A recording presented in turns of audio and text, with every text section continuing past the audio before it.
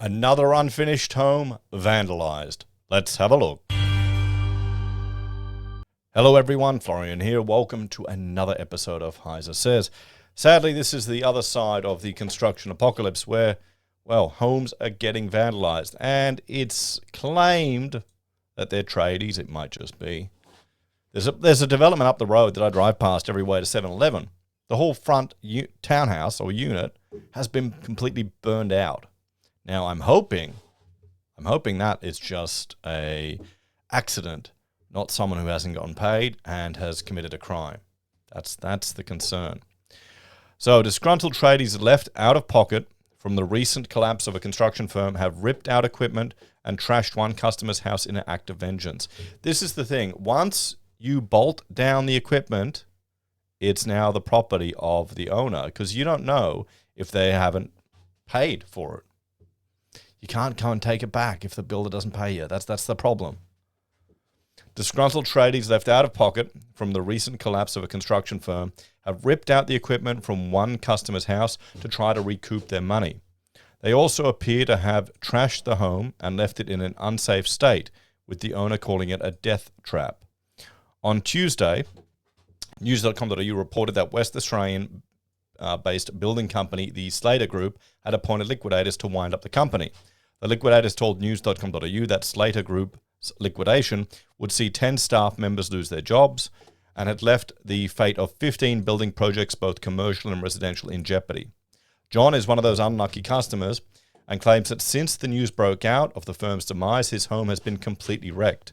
The West Australian resident, who prefers to remain anonymous for fear of making his home more of a target, claims tradesmen removed the air conditioning units and scaffolding in his house. Well, they own the scaffolding anyway.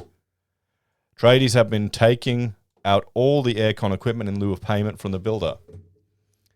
Oh, there you go. The site's been generally trashed, John continued.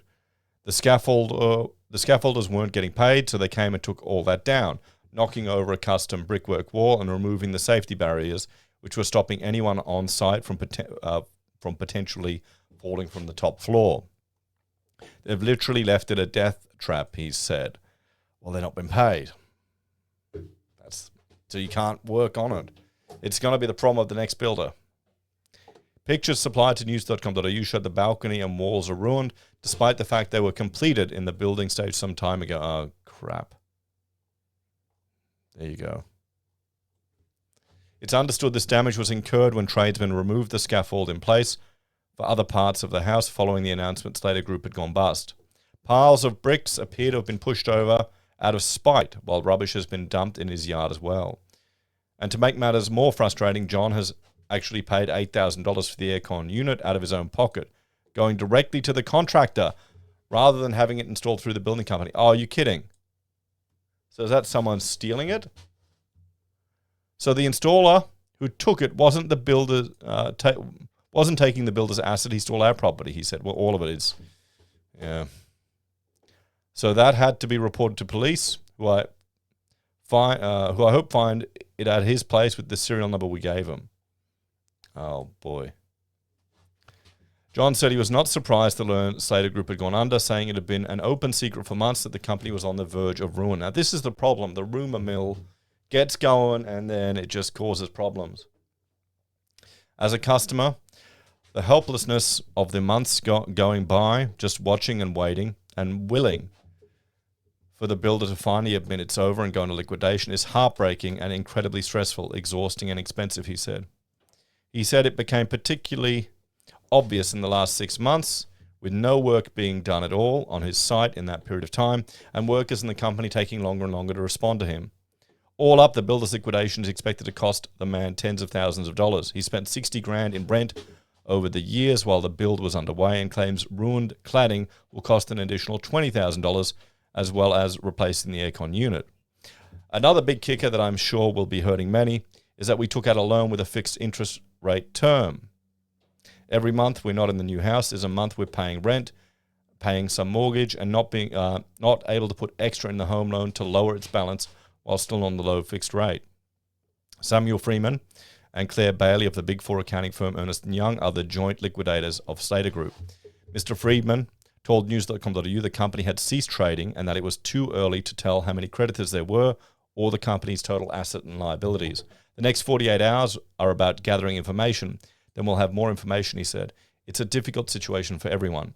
The liquidator said the company's director blamed the firm's failure on issues the entire construction industry is facing. Yeah.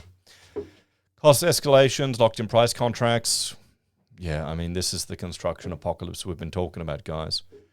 The Slater Group has been in business for 20 years and did a combination of residential build as well as government contracts, particularly education-related construction works. So you still got to pay for the rubbish to be removed as well, all these costs. Porter Davis, yeah. So this is the synopsis of all of the other builders that have gone bust, guys. Well, let's have a bit of a discussion, eh? This is a broken record now. Every week at least, we've got one builder going under, if not two, if not more. The construction apocalypse playlist is getting longer and longer here on the channel. For a particular topic, it's probably one of the longest ones. Guys, building approvals, we saw that. Building approvals for residential builds have gone down. They're at a decade low right now. So the danger is you've got builders who may have traded while insolvent when they were allowed, who took on too much work or had contracts and couldn't deliver, maybe through their own fault, maybe through labor issues, maybe through lockdowns, limiting how many people they could have on site. And maybe the trap you fall into is that you think, okay, I'm losing money on this job, I'm burning money on this job, I'll get it on the next one, I'll get it on the next one, I'll get it on the next one. And you don't make it back on the next one. And you go under, you get in trouble, and it's a bloody nightmare. And then finally, you got to administrate or liquidate, and no one wins. Honestly, my argument is that we cannot forget the fact that the government stimulated the housing market in the last few years. That's having a factor in this. It's overheating this sector as well. Oh, well, guys, let me know your thoughts on this one. I feel sorry for everyone involved. No one wins in this. As always, check out Heise BIM or Heise Does if you want to see my other content. And if you're a fan of the channel, you can support us on YouTube or Patreon. Use our referral links, buy our pocket squares, or call me if you need an architect. Take care. Have a great day. I'll see you all in the next episode of HeiseSays.